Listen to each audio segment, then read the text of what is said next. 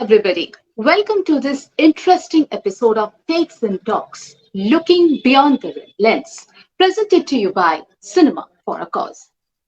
Friends, a camera is not merely a device. It clearly reflects the outlook, the viewpoint of the mind handling it. And that is the reason every single click, every single photograph tells us a story. For our today's guest, photography has happened by sheer passion, and that too post retirement from his services or profession as a teacher. As a photographer, he firmly believes in establishing a strong connection with the individual he is photographing. He also loves to spread positivity and happiness by teaching people to see the world around through lenses. Friends, let's welcome our today's guest, an internationally acclaimed photographer who loves to look beyond the lens and who has joined us from Bedford, 65 kilometers from New York City, Mr. Ken Kurzweil. Hello, Ken. Hi, it's great to see you. Thank you. Thank you for It's having me. great to see you too. Yes, how are you and how is the weather there? Thank you. It's early morning here, and it's Okay, very cold. It's about 0 degrees Celsius, and we have a lot of snow on the ground. We had a okay, big snowfall 2 days ago. big snowfall. Two Yeah. days ago. Okay. Well, we are so great to have you here and Takes and Talks. Dear viewers, next I would like to welcome the very backbone of a Cinema for a Cause, the ideator and moderator of Takes and Talks series, none other than Mr. Abhishek Ganguly. Hello, Mr. Ganguly, welcome to Takes and Talks. Thank you, Shormishta. Very kind of you to again welcome me. And hi, Ken. How's it going? It's snowing, as I could hear. It's great to see you, Abhishek. Thank you for having Yeah, me. same here. It's a great pleasure of having you at Takes and Talks. And just to tell you, it's quite cold in Kolkata also.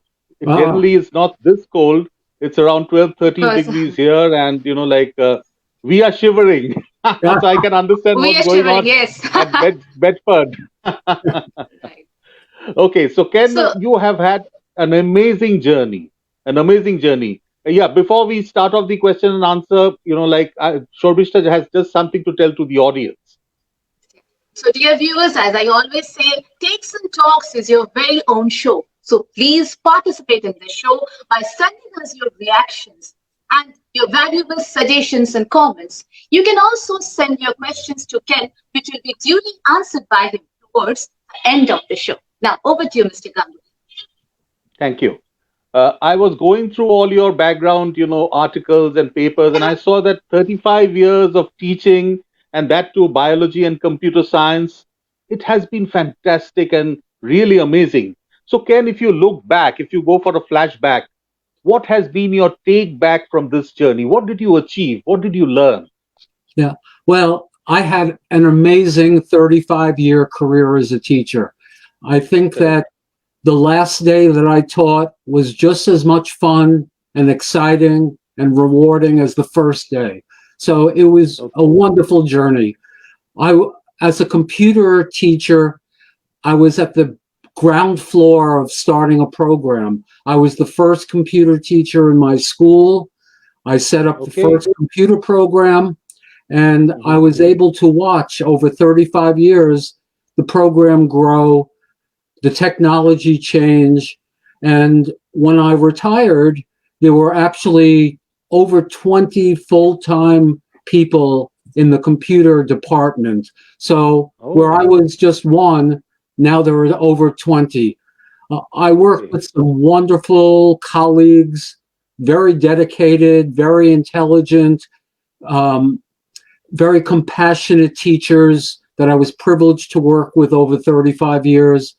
And now, because of social, all of the ways we can keep in touch with each other, I'm in touch with many of my students from the past.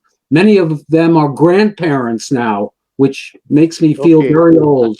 And but Oh, I keep in touch with many of my former students through social media, and it makes me feel so good to watch them grow into adults with families and to see their progress. It was a very rewarding career. Fantastic. And as I could hear, you had an amazing team, and you started from you alone, and then it, like became 20 of you, 20 strong minds, manning the computer section. And your students you are regularly in connect with. That's wonderful. Uh, you stay in a very beautiful, picturesque city, which is about 65 kilometers from New York City, Bedford. So can we just hear about Bedford? Like what is the city like? What is the population? And what kind of, like strata of people live there? Yeah, Bedford is it's a place that's about 100 square kilometers in size, Okay. and the population is about 20,000 people. It's a beautiful area with rolling hills, lots of parks, horse farms, many horse Oh, farms. is it? Okay. It's a very quiet place to live, and Bedford is always called what we call a bedroom community. There's very little industry here, and most of the people that live in Bedford work in other places. Many of them work in New York City, and they travel to New York City either by train, which is very convenient, or by car. And then, so they work in the busy, crowded, loud city, and then they come home every day to the very quiet Bedford. Um, and I was very fortunate to be a teacher in Bedford. That was where I taught. That's where my son went to school. And it's just a very beautiful place to live. So I can just visualize a very quiet, quaint, city with a lot of beauty all around, and must be a photographer's paradise. And as you said, that there are a lot of horse farms, ranch all around. So is it that we will see, or we have seen Ken also on a horseback? Has that also happened?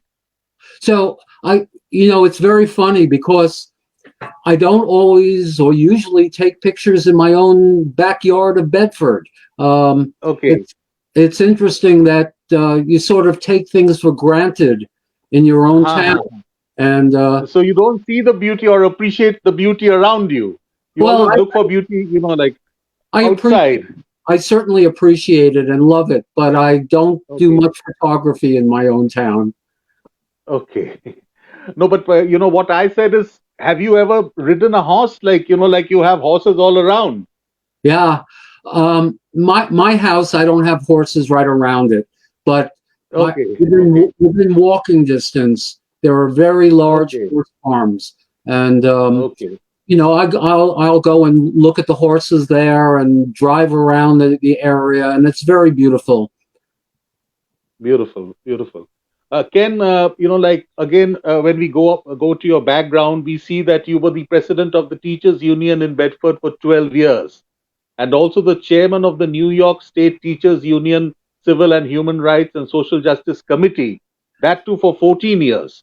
So, what were your prime focus areas on which you have been working? Yeah, well, when I was president of the Bedford Teachers Union, most of my Yeah. work had to do with what we call a contract. Every teacher Okay. in Bedford, we have a contract that lays out all of the rules and regulations, the salaries, the time that you work during the day, how many Mhm. students can be in a classroom at the same time, every little piece of information about what the working conditions should be. And Mhm. a good part of my job as president was to make sure that those rules were enforced. And when people had problems, they would come to me and I would try to resolve those problems. Also, every 3 or 4 years, we would have to negotiate a new contract. So Okay. that was a big part of my job. With Mhm. the State Teachers Union and the Civil and Human Rights Committee, the State Teachers Union has 600,000 members, and Okay. it's a very powerful political force in New York State.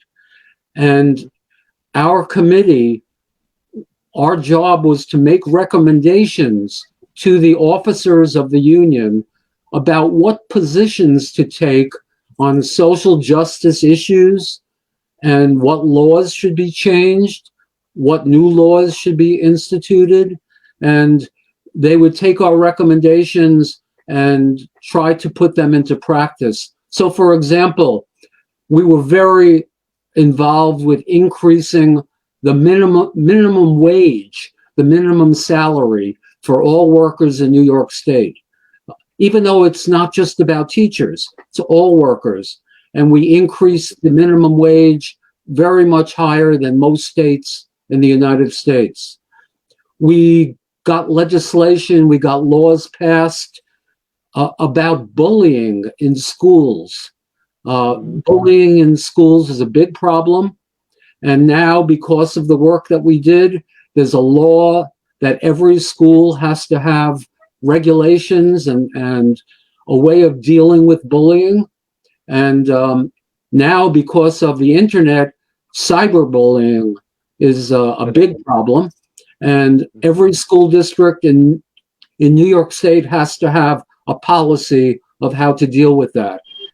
We've dealt with disaster relief around the country. We've dealt with getting better working conditions for farm workers all around New York State who have very little protection. We've worked with immigrants, and we got a law passed.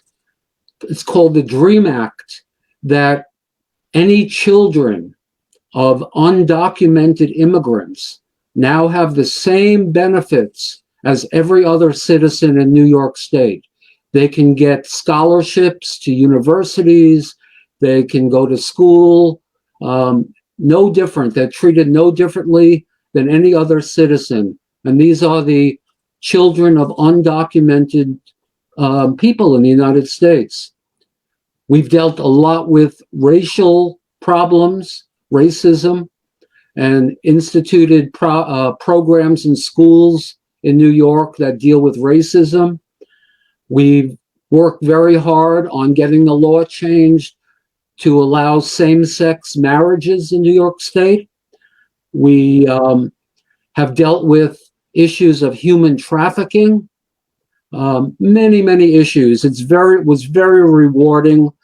I worked with a committee of about 25 people from around New York State, from kindergarten teachers all to university professors, and I'm very proud of the work that we accomplished. Fantastic. You must have had a very versatile team to, handle so many legalities in so many specialized areas, I'm sure.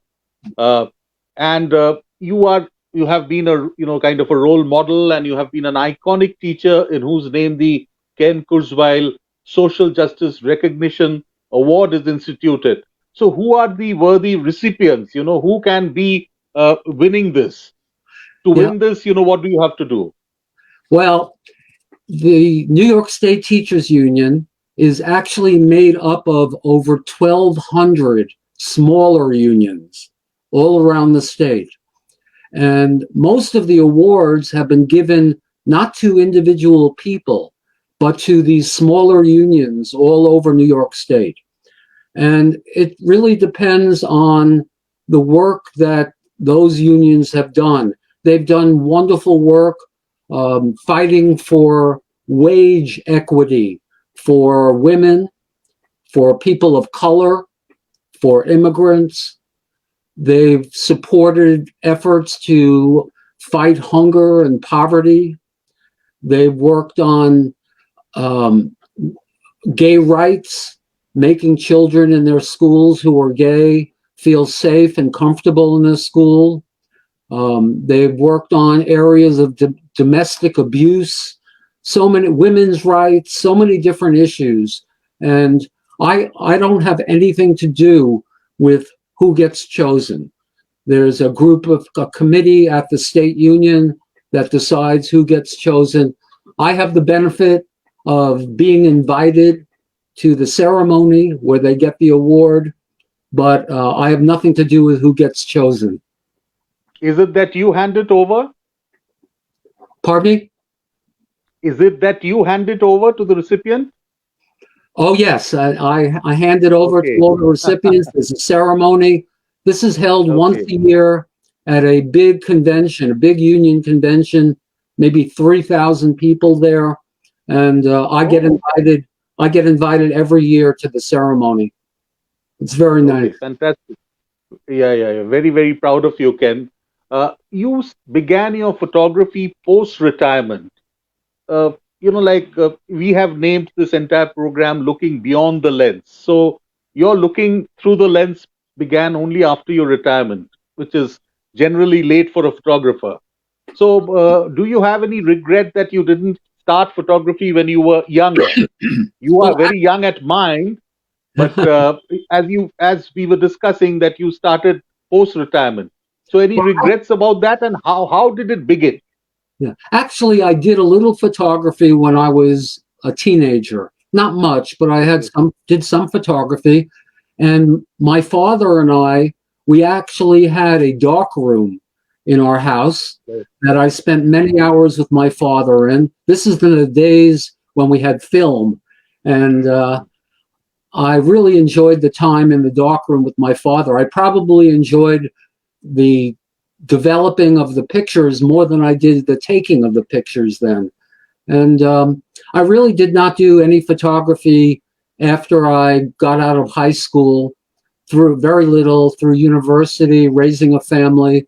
And then when I retired, I waited a little while to see which of my many interests would sort of rise to the top that I really wanted to explore. And there were two things that I wanted to explore seriously. One was guitar playing, and Okay. the other was photography. So Oh. I had not really used that side of my brain, the art side of my brain, much at all, being a computer teacher and a science teacher, and I wanted to do that. So I took 2 years of serious guitar lessons with a wonderful teacher. And at the same time, I was pursuing my interest in photography. Well, my fingers couldn't do what my mind wanted it to do with the guitar. So I stopped taking the guitar lessons, but I continued with my photography work. I absolutely loved it. And I am now where I am with photography.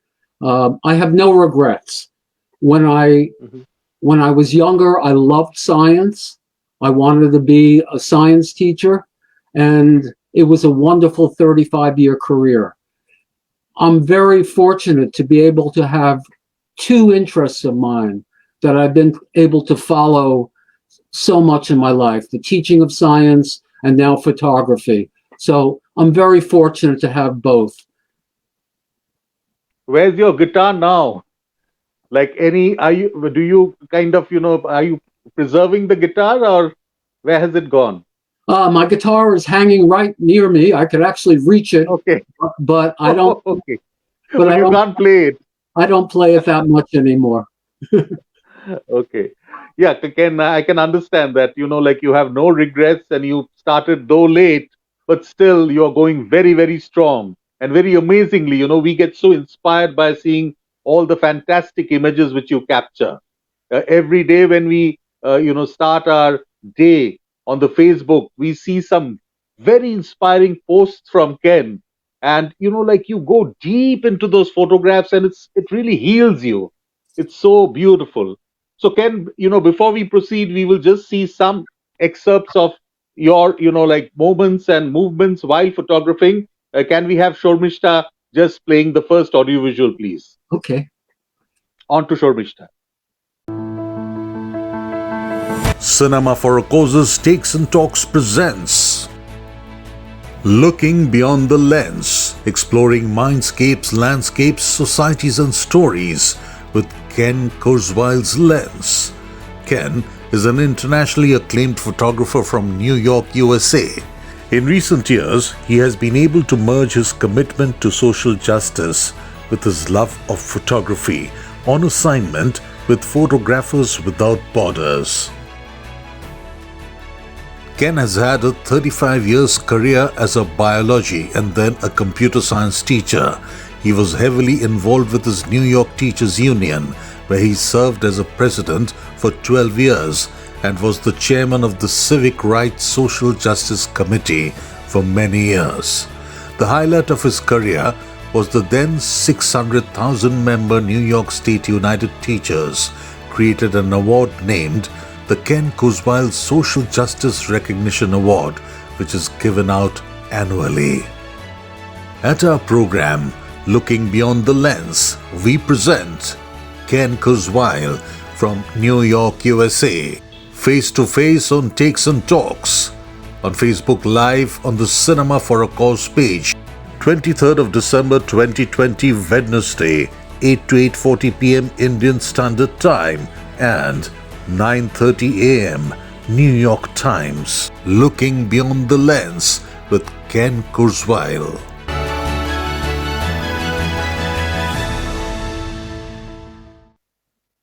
Fantastic. And here we are with Ken, at Looking Beyond the Lens.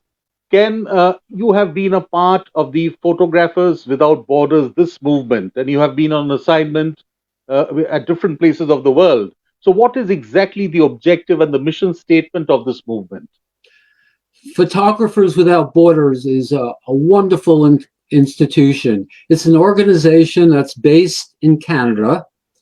They have had projects in over 50 different countries around the world, working with hundreds of different NGOs, nonprofit organizations. The goal of Photographers Without Borders is to empower small community-based NGOs and provide them with photographers, volunteer photographers like myself, and give these organizations that can't otherwise provide for a professional photographer, and give them a photographer for a few weeks to try to tell the story of what these amazing organizations are doing. These are all community-based organizations, and our job is to try to tell the story of what these organizations are doing. And when we take our pictures and after we're through with our assignment, all of the photographs that we've taken are donated to the organization that we've photographed. And it's a wonderful experience. Photographers Without Borders is just doing wonderful work around the world, telling the stories that really need to be told about these wonderful organizations. Beautiful. The name itself sounds that it is looking beyond the horizon, looking beyond the lens, Photographers Without Borders. And as I could understand from what you said, that you are archiving, documenting the work, the commendable mission and the commendable service all these change-making organizations are doing, and finally donating those moments to the organization, which, obviously they can preserve for posterity. What a beautiful mission. Fantastic, Ken. You have won many, many recognitions and awards for photography for social justice. Which has been extremely inspiring and motivating for you? Well, obviously, having an award named after me was one of the highlight of my life. I could never have imagined anything like that happening. I could never dream of anything like that happening. It was a total surprise, and it's just an amazing experience. It's actually most people don't get a chance to have an award named after them until they're dead. And to have something like that, it's actually funny because I go to different events and I meet people that don't know me personally, and I introduce myself and they look at me with some puzzled look, and I say, "No, I am alive." And it's kind of funny, but that nothing can be more important or more rewarding in my life than that type of recognition. As for my camera work, my photography, I think that the first time that I was asked to do a presentation at a camera club. I came home and I said to my wife, I said, I think I can now call myself a photographer. That was, it was such an important thing that other people wanted to see my work. And so that was very meaningful to me. Okay, so you have a lot of camera clubs where you can showcase whatever you capture and you can tell them the experience while capturing. Yes, there are many camera Okay. clubs in the area. Yeah. That's very good, like dissemination of the, like photographic property which you have. Can tell us what exactly do you like to photograph the most, and what is your definition of a perfect frame? Difficult question. First of all, I probably think that the photography that I love the most is street photography. And you could also call it environmental portraits. I love to go to places that I've never been before, places that have cultures and traditions that are very different than my own. When I go to a place like that, every step I take is exciting. It's brand new. It's a new discovery. I almost feel like I'm a child discovering things for the first time. And when I'm walking around these places all around the world with my camera, things slow down. My world slows down a lot. And I start to see things that I probably would not have seen if I was just a tourist or just walking around. I get to see things in a different way. My mind really switches into a different way of seeing things. And I see things that people are doing, their everyday activities. And I try to capture what they're doing through my photography, because somehow what I see is giving me some emotion, and I want to capture that.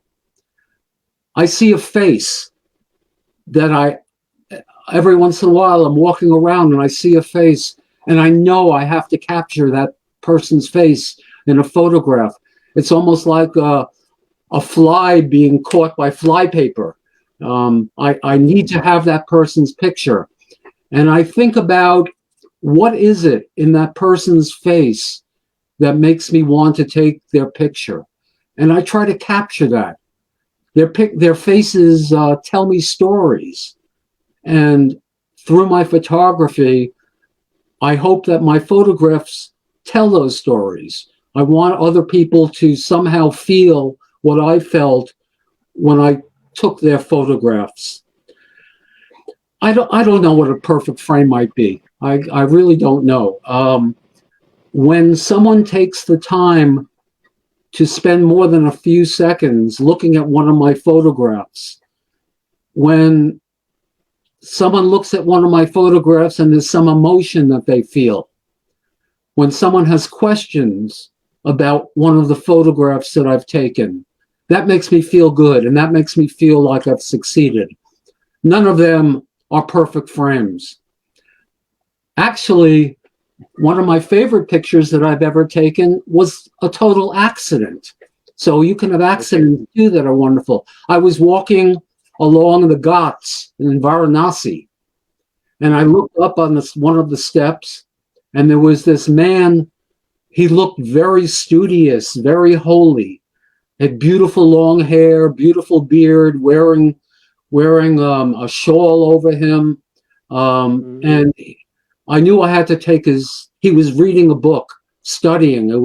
He was very intense, and he was not close, and I didn't want to come close to disturb him. I wanted to capture the picture the way I saw it. So I took a photograph of him with a long lens. Later on in the day, when I was reviewing my pictures, I zoomed in on what he was reading. He was reading Playboy magazine. Oh, so he was really holy. I can understand. Well, it was one of the funniest things. I this holy man, this studious man, reading Playboy magazine. Playboy. One of my favorite pictures, and it was a total accident. I had no idea what he was what he was reading. Well, that I'm sure you can call that a perfect frame, That's Ken. a perfect frame. It's one of my most Yeah. popular pictures. Okay, okay. Ken, what we can see or what we can feel is that photography is a skill where you have to be left brain, which is the scientific part, as well as the right brain, which is the emotional part. Both you need to have very strongly, and it's a communion of both the brains together. What do you feel about that? Yeah, well, my whole earlier career was Mhm. being a scientist, using The that, left brain. yeah, using that side of the brain. And I never thought that I had any artistic ability in my life. If Mhm. you have asked my friends 15 years ago, if you had told them Ken's going to be a photographer, they probably would have laughed. So, because I was so totally technological. And then after I retired, I wanted to exercise the other side of my brain, and Mhm. with the guitar playing and with the photography. So it's really wonderful how the two have come together. And the technology side of me has helped because I use the computer for my processing of my photographs, and I'm very good at computer use. I Mhm. taught computer science for many years, so the two have Must worked be. together. The two have worked together very well. Very good balancing of both the brains, Ken, you're doing. You travel extensively to very exotic and, at times dangerous locations. I've seen the Amazon, then the Wild West. So exactly the, African terrains. So what kind of photographic gear do you carry? Ah, bringing gear with me on my trips, my foreign trips, is difficult because I have to bring basically two of everything. I Mhm. have to bring two camera bodies. I have to bring extra lenses. If something breaks while I'm in the middle of some exotic place, there's no shop to have it fixed. So I have to carry a lot of gear. I can show you some of the gear that I carry. If you have it handy, yeah, if you have, No, yeah. I mean, this is my Okay. main camera and my main lens. This is a, Okay. you call it Nikon, I call it Nikon in the United Nikon. States. This is Yeah. a Nikon D850 camera. The lens that I have on it is a 28 millimeter to 300 zoom lens. Oh. I Oh. don't like to switch lenses when I'm out taking photography, when I'm out taking my photographs. It distracts me. It could be dangerous in case I drop the lens. I like to keep the same lens on all the time. And this lens has been wonderful. It's not the best lens in the world, but it's been wonderful on every trip I've taken. It's a 28 to 300 lens. I do have other lenses that I carry.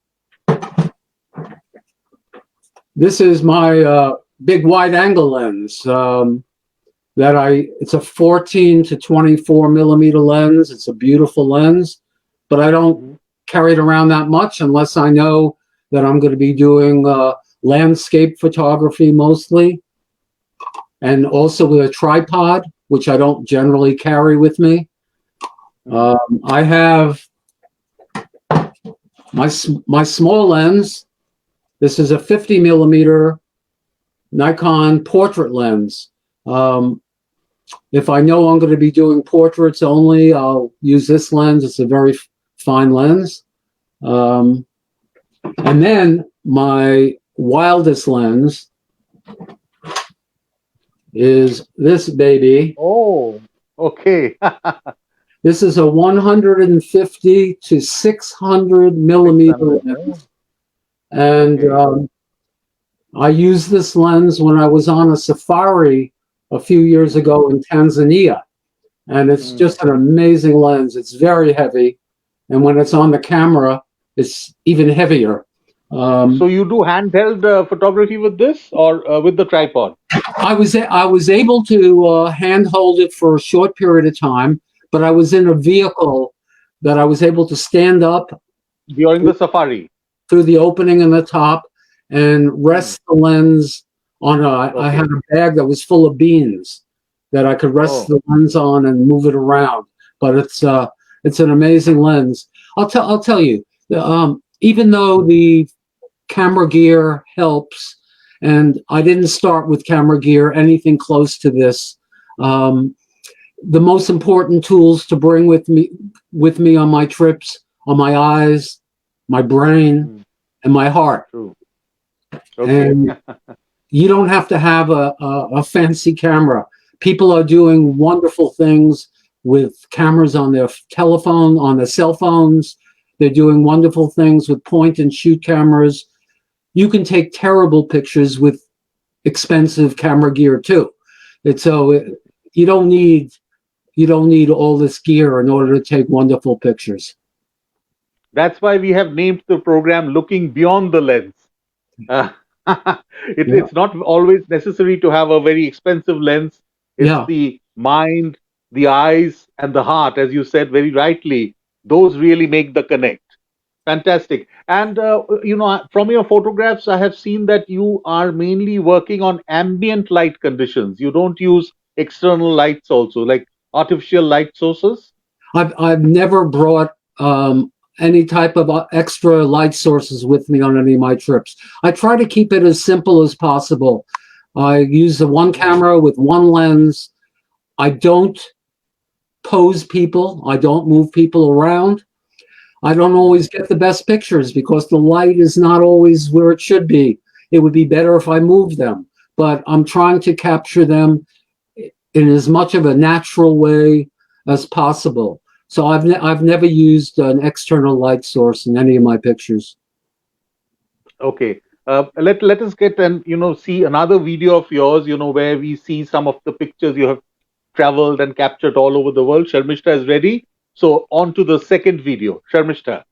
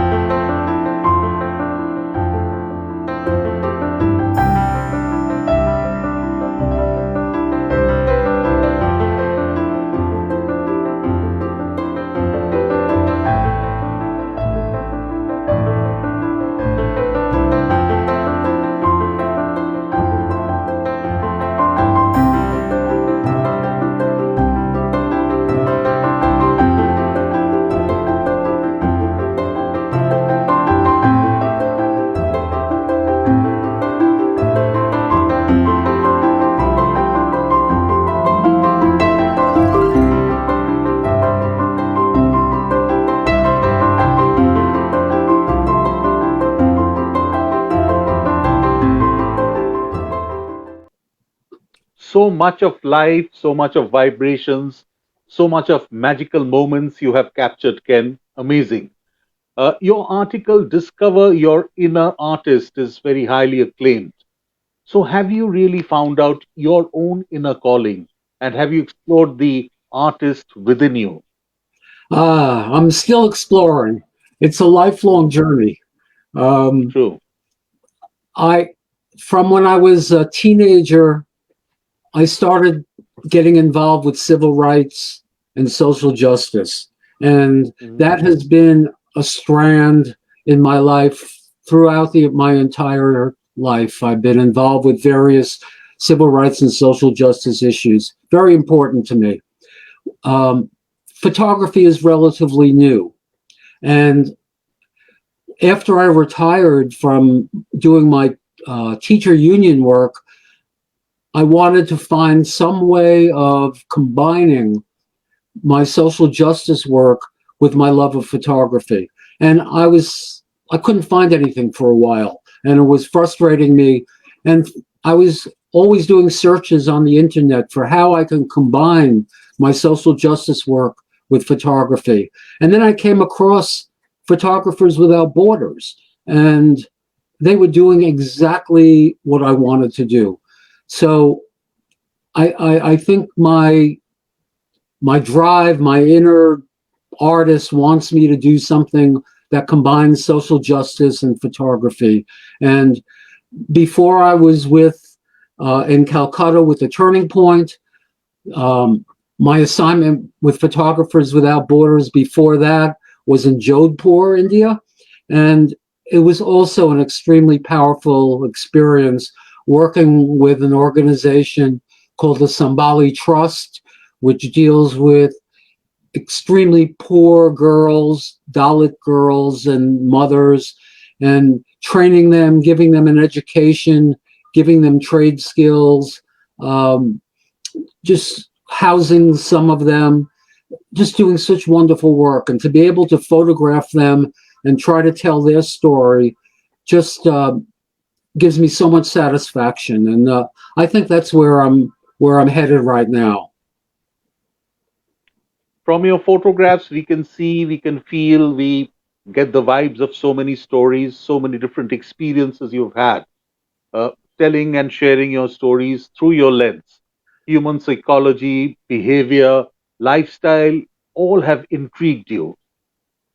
If I ask, Ken, one very memorable experience of all these years of photography, one particular instance which you really cherish and you know deep inside your heart, which tells you, which tells every day, Ken, which haunts you and tells you that you have to, you know, move ahead and share more stories. Which inspiring incident was that, or which inspiring experience was that? Uh, there's I'm so fortunate to have so many memorable experiences. I go through and look at my pictures from the past, and so many of them just bring to mind beautiful stories that I have behind each one of them. The most memorable experiences were all about individual people that touched me in some special way. Um, one of the most recent and one of the most powerful in my life actually happened when I was working with the Turning Point. And one of the trips that I was able to go on with the Turning Point was to Rupnarayampur outside of Kolkata. And there I met an absolutely beautiful young woman, Nusrat. And Nusrat's story is so amazing. Nusrat was born with some problems, physical and mental problems. One whole side of her body is very, very weak. And Nusrat comes from a very conservative Muslim family. And they brought her to different doctors, and the doctors basically said, she's not going to be able to ever change. She's going to be like this her whole life. She won't be able to achieve anything.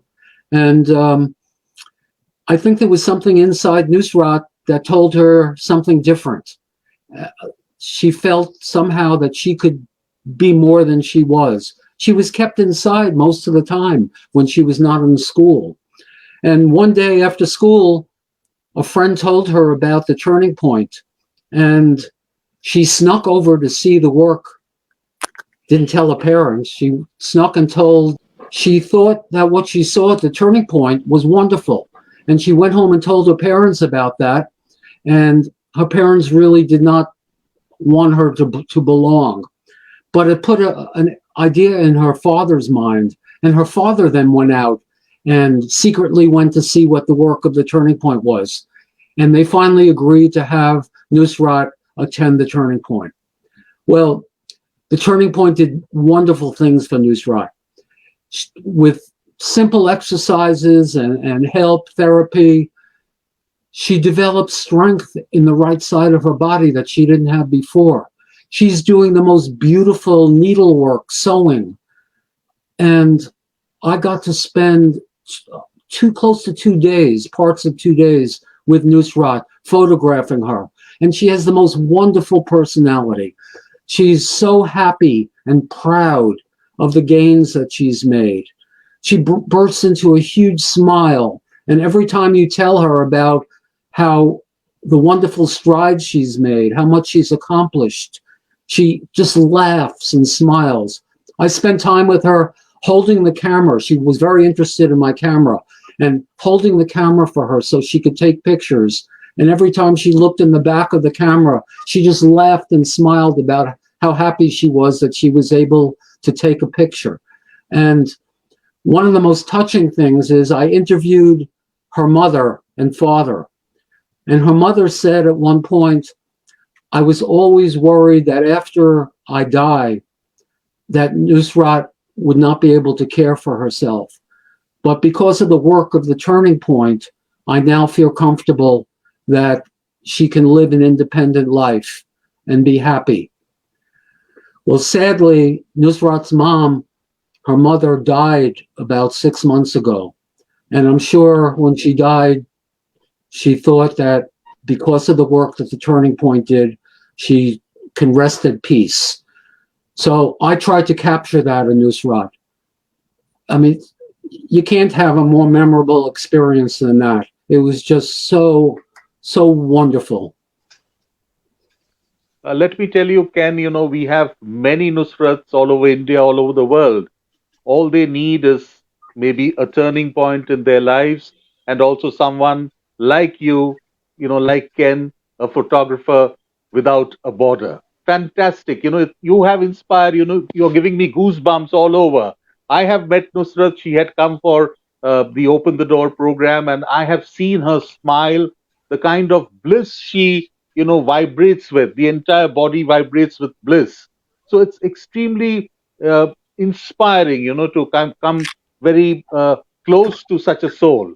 Yeah, so Nusrat's is a very, very moving story. And obviously, very ideally, you have chosen Nusrat's case study or Nusrat's inspiring story as one of the most memorable and powerful influences in your photographic journey. Wonderful, Ken. Shormishta is here. Shormishta, we have a guest. Right. We have a very special viewer friend who is waiting backstage, and let me tell you, she has worked very closely with Ken. She has seen Ken very closely. So before I welcome her, before I add her to the stream, I would request you to say a few words about her. Yeah. I would request Mr. Ganguly to say a few words about her. She is Ishita Sanyal. Ishita Sanyal is a very famous psychologist of Kolkata. She's the founder director of Turning Point we were talking about. And she really has been the change maker for many minds which have been restless, which are trying to, get some kind of light in a very dark existence. So let us welcome Ishita Sanyal. And Ken, Ishita will be interacting with you about your Turning Point Kolkata experience. So over to Shormishta to bring in Ishita Sanyal.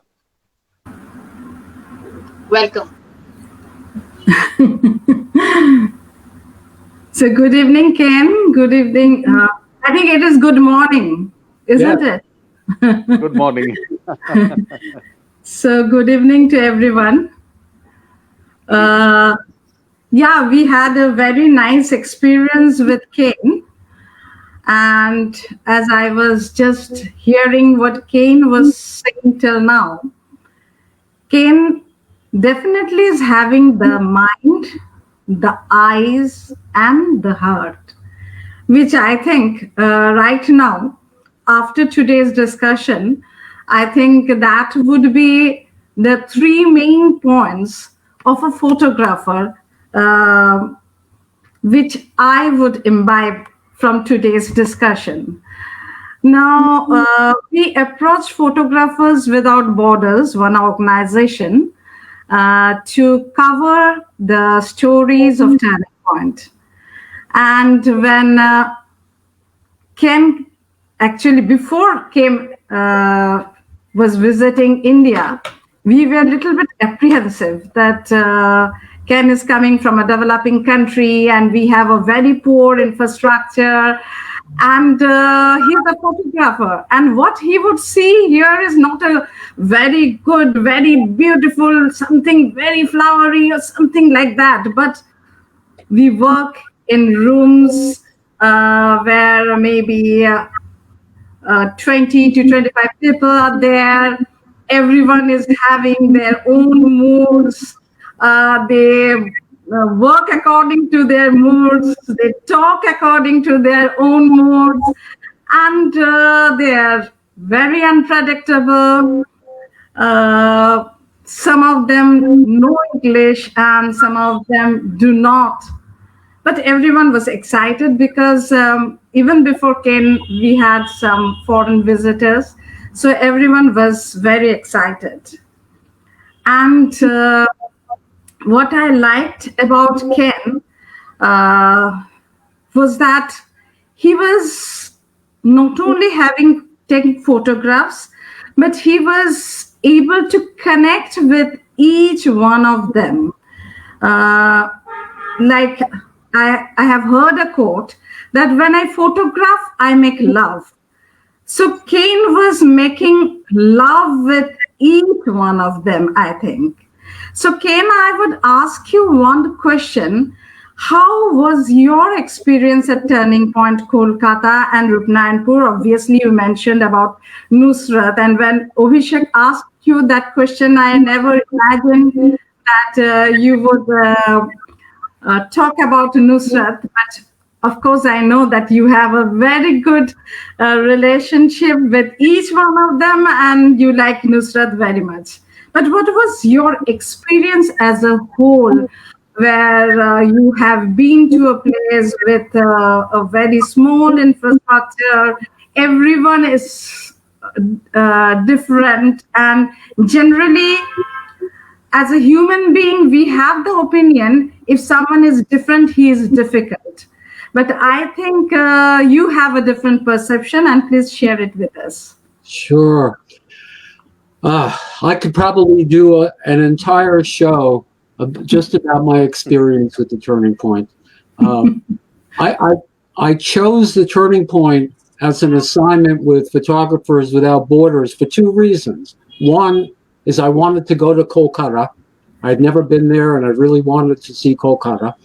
And second, I had never worked with people in that type of environment. I've never worked with mental health issues, and I knew it would be a challenge, but I wanted to take on that challenge. I had no idea what the Turning Point would be like. I had no idea how large or small it was going to be. When I was brought to the Turning Point for the first time, I was anxious also because I had no idea what to expect. I had no idea whether people would feel comfortable with me. So I had some of the same apprehensions that you had, Ishita. But when I entered the Turning Point for the first time, absolutely every single person there came up to me. It was like a mob scene. They wanted to introduce themselves to me. They were so wonderful. Everybody there, they sang to me. It was such a rewarding experience. And any anxiety that I had just disappeared so quickly. I spent 2 very intense weeks with the Turning Point, working with Ishita, working with her wonderful creative teacher Jaya, working with Anirban, who does a little bit of everything at the Turning Point and became a good friend, and his responsibility was to take care of me, make sure I had everything I needed. All of the beneficiaries, the families of the beneficiaries. I spent 2 powerful weeks with all of them. I photographed every activity that they did. Their art therapy, music therapy, dance therapy, math games, current events, debates, reading, writing. I went on outings with them. I went on picnics with them and their family. We went on a train ride, excuse me, a 2-day trip to Rupnayanpur. Am I saying that okay at this point? Yes, definitely. I had trouble with that. Wonderful days there. with the other small branch of the Turning Point, meeting a whole different group of people, a full day picnic with all of them, performances in the evening. I was able to interview graduates from the Turning Point and to see how so many of them have grown independent, are able to have good jobs and are happy with their place in life. It was just an amazing, powerful experience. I didn't feel like I was on assignment. I felt like I was part of just a wonderful, wonderful family. They're so close with each other. And, these are just some differently abled people who all they want in life is to be treated like everyone else. So many of them have been discriminated against, and they're just wonderful, wonderful people that I grew, like Ishita says, that I grew to love. Every single one of them have their different strengths and weaknesses, and I grew to know every single one of them so well, and it was just a phenomenal learning experience for me. I learned so much and I grew so much being there. I'll embarrass Ishita for a moment, but we often hear about all of these large organizations that raise millions of dollars, that do work with, also they do wonderful work. But Ishita, with her dedication, her amazing dedication and her love, has changed the lives for the better of so many people. So many people. Thank you. The world needs to hear about not only the Turning Point, but about so many organizations that are small, that are just little dots on the map, but they do so much to help individual people. So thank you, Ishita. Thank you, Ken, for your wonderful words. And you are so inspiring. Actually, you inspired each one of us. And that is probably the reason why the beneficiaries at Rupnayanpur till now wait for you for their annual picnic. I hope they attend that again. And I have heard one quote that there is one thing that a photo must contain: the humanity of the moment. And I think all your photographs contain that humanity, the human part, and the feelings that you have with you when you are meeting everyone is really great. And as you say that Turning Point is like a family, we always say that Turning Point is like a family. And I was delighted when Abhishek, I heard said that our organization, Turning Point. So everyone who is coming to Turning Point, be it Abhishek, be it Ken, be it anyone else, they become part of Turning Point family. And I'm really happy and really thankful to all of you to be part of Turning Point family, be part of all of our programs. Now, I would like to ask you one question.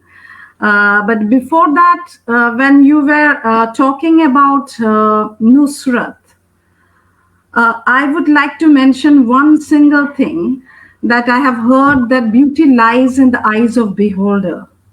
And you actually described Nusrat as a very beautiful, very dynamic girl.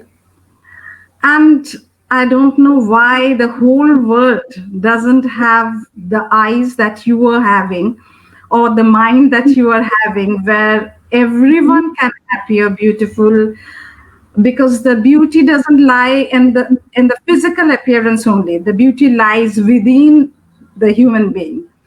So thank you for showing us that beauty. So because you are associated with Photographers Without Borders, And I have seen, not only because of Photographers Without Borders, but I have seen many of your photographs where I thought that you have a mind where you want to discover human being. So what is your next social photographic mission, whether it is discovering something new in every human being, or whether it would be the nature? Well, first of all, before I answer your question, I just want to mention that after my 2 weeks with the Turning Point, I did spend an additional week in Kolkata with a young local photographer, and we toured the rest of Kolkata. And I just had a wonderful experience photographing all parts, all the markets, Kumartuli, so many different places in Kolkata that I just loved. It was a wonderful additional week on my trip. But your question about my next social photographic mission, I don't know. I don't know where it's going to be. We're all over the world. We're waiting for COVID to end, waiting to be able to get back to our normal lives, waiting to travel again.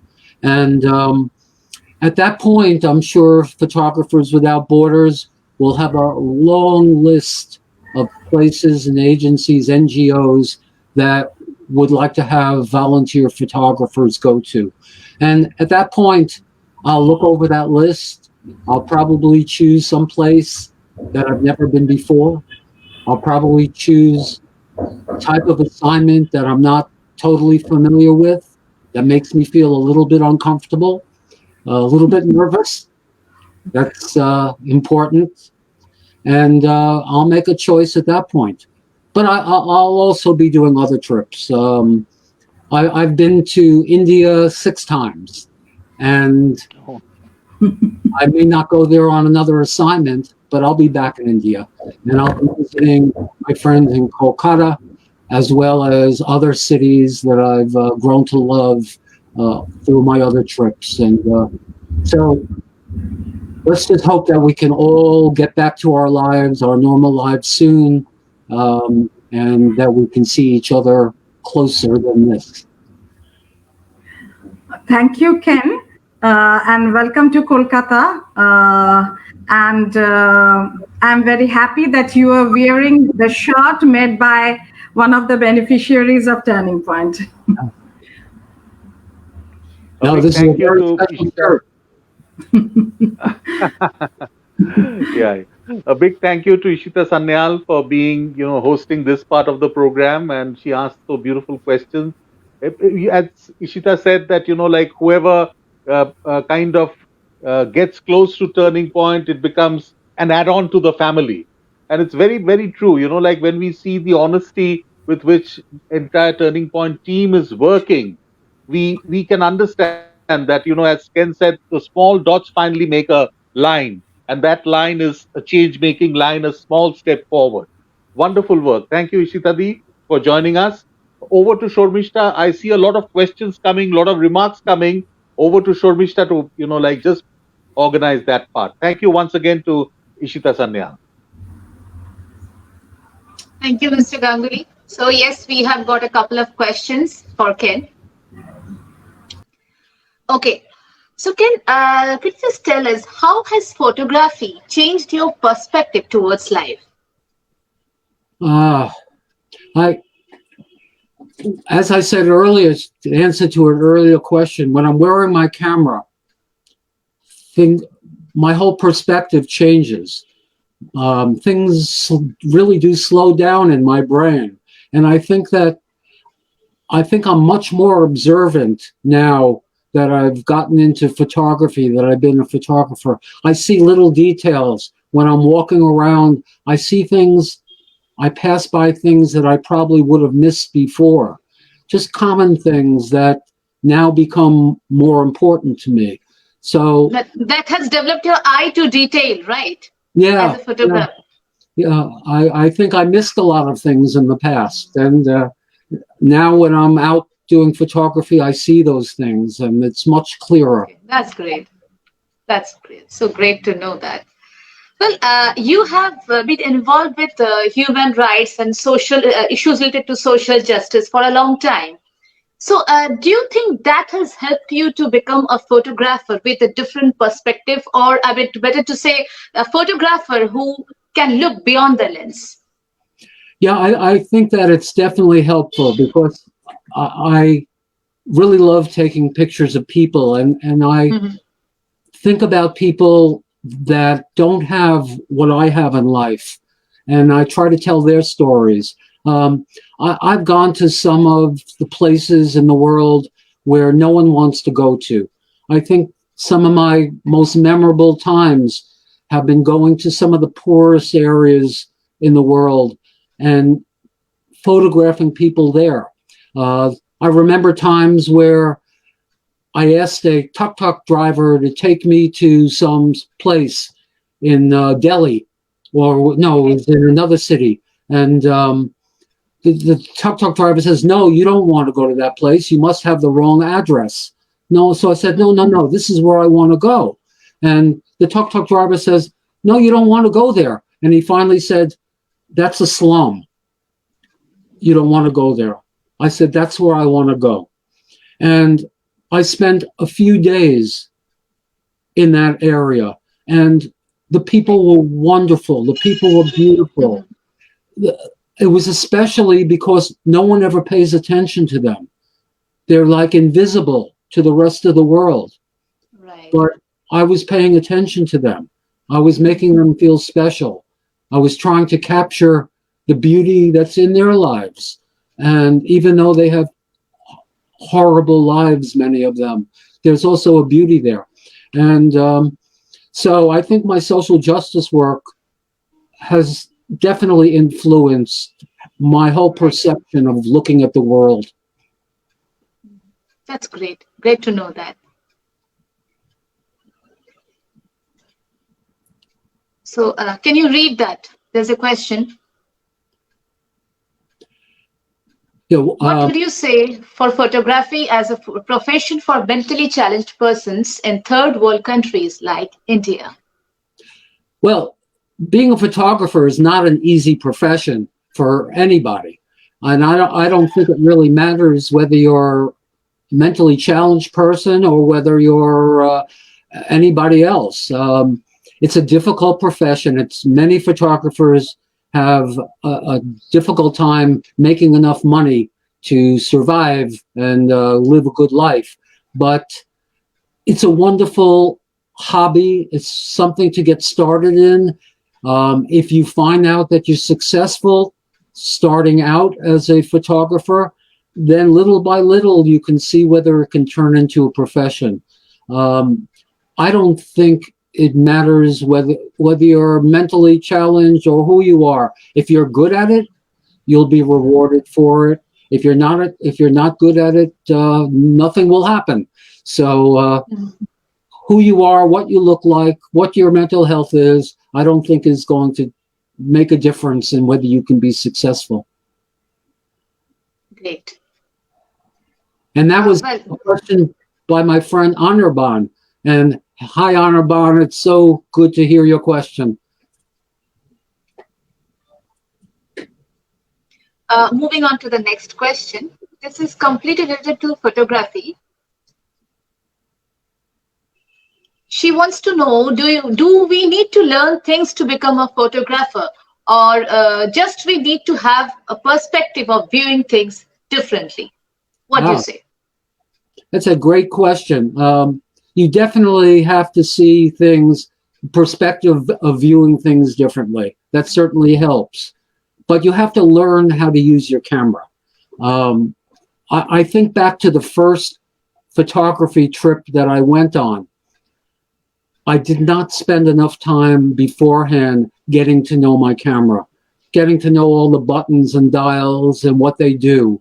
Getting to know, I didn't even know how to set up my tripod. And Okay.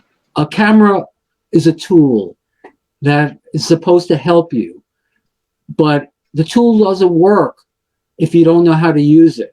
So it's really important to get to know your tools well. There are so many free um, tutorials and lessons on the internet now. So many great books and videos about photography, not only about the camera itself and how to use it, but how to see things, how to make a good composition. There's wonderful free resources available. So I would take advantage of that, but learn how to use your camera before you go out.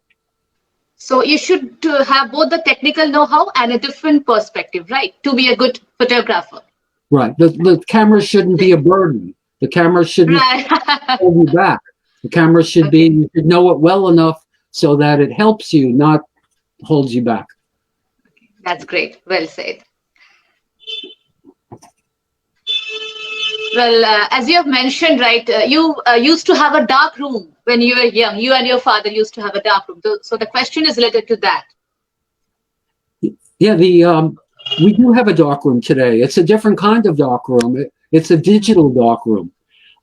When I take all of my pictures in something that's called RAW. I don't want to get into the details, but every one of my pictures I have to develop.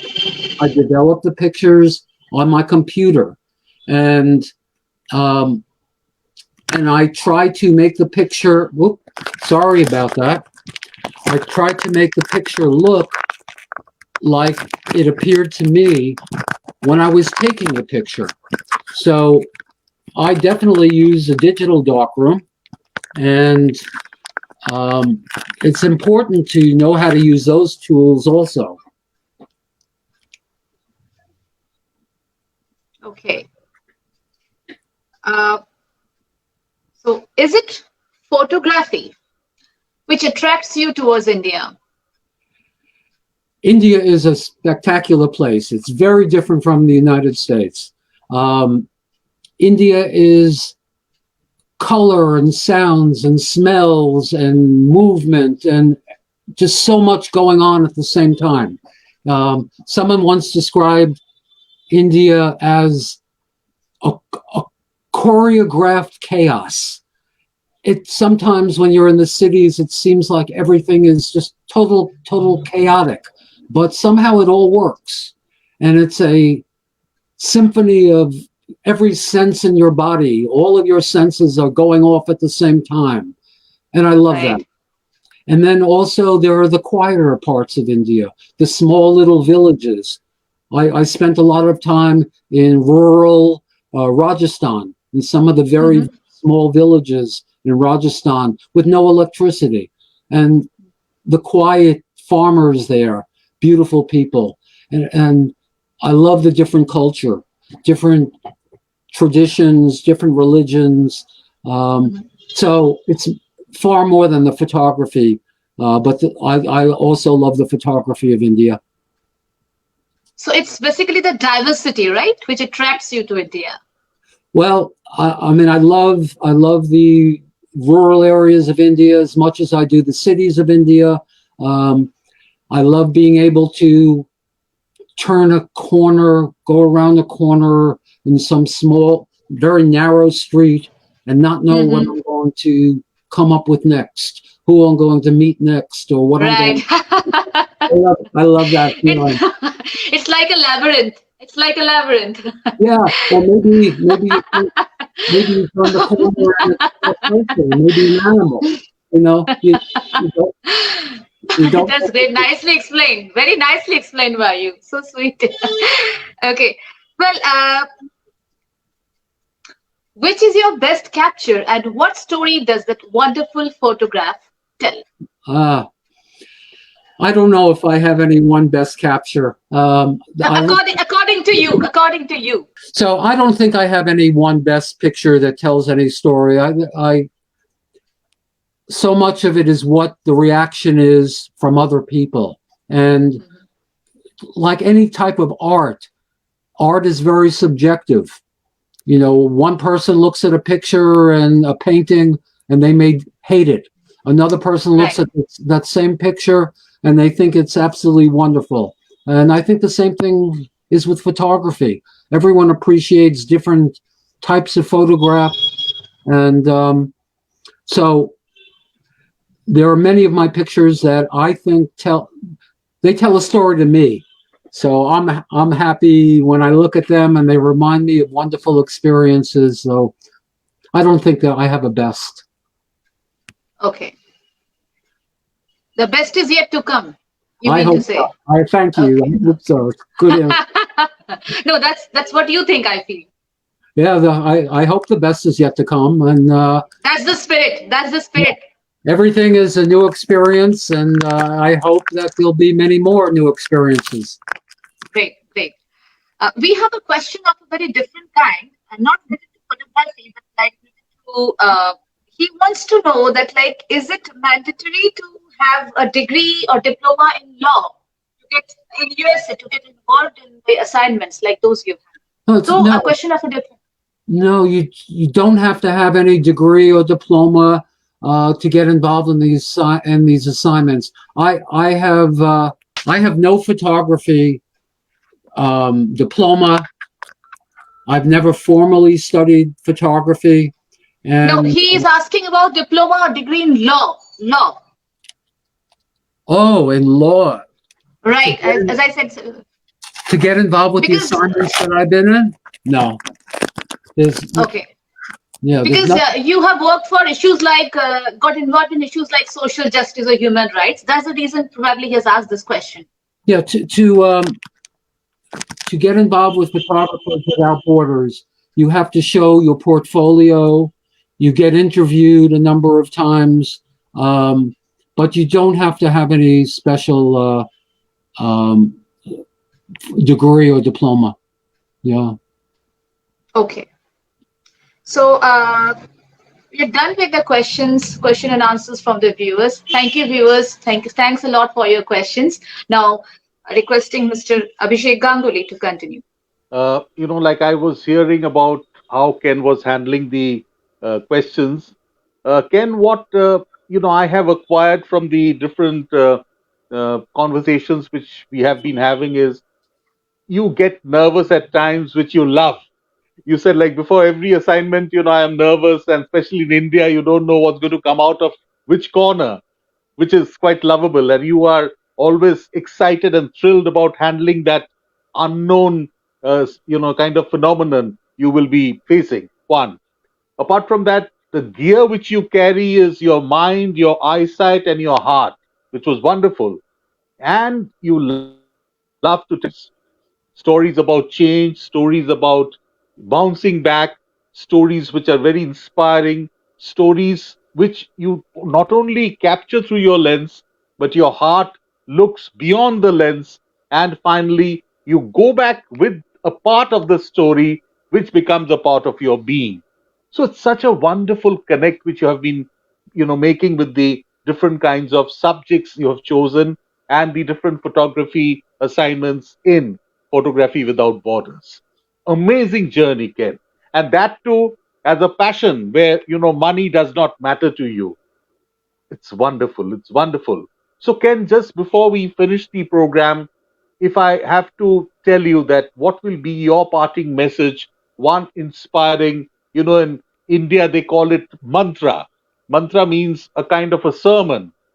If you have to give a mantra to the budding photographers, budding creative professionals, budding creative hobbyists like you are, what will be that mantra from Ken Kurzweil?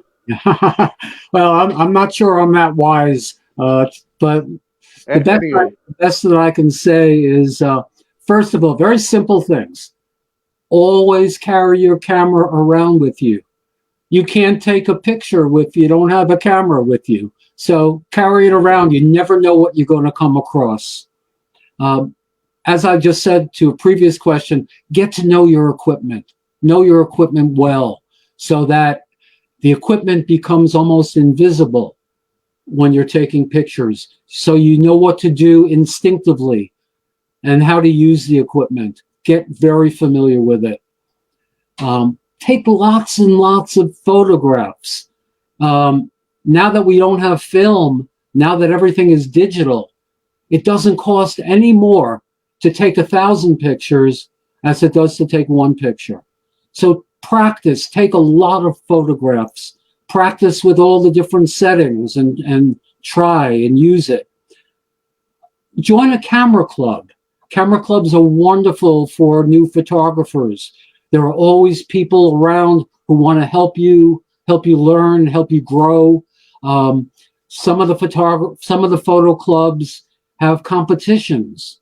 The camera club that I started with has one competition every month, and it's scary. The first time you enter your pictures in a photo competition, it's scary, and you're not going to do well.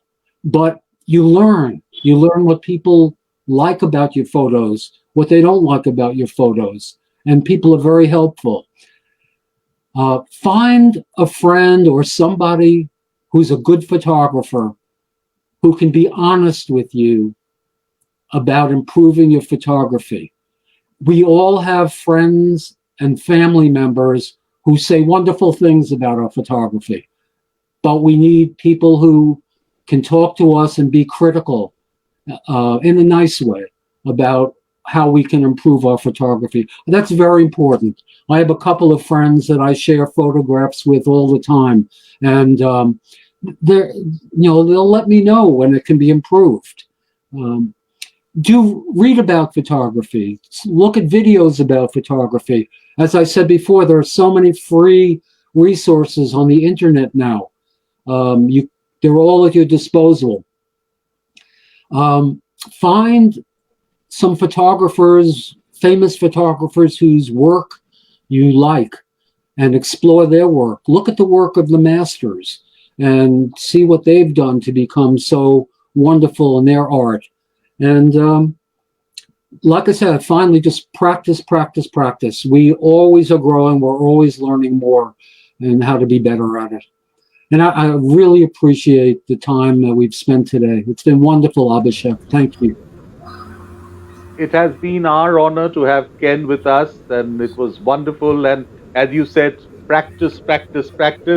I think that's the final mantra for any photographer, for anyone who wants to get into this creative journey of life, look beyond the lens. It has to be go on practicing. Fantastic, Ken. Thank you so much for being with us. Thank you to Ishita Sanyal for handling those two very touchy questions, and again, weaving the bond between Turning Point and Ken so wonderfully. And over to Shormishta to wind it up. Thank you so much. Thank you, everybody. Especially to thank you, Ken, for joining us and enriching the show with your good words. We wish you many more adventures, many more great works with your camera, with your photography. And we would like to see you in India very soon. Thank you, Ishitadi, for joining us and for enriching the show. And dear viewers, at last but not the least, as I always say, Takes and Talks is your very own platform. So if you have any such inspiring story to share, do not forget to contact us. For details, please watch the next video. Thank you all. Thank you very much.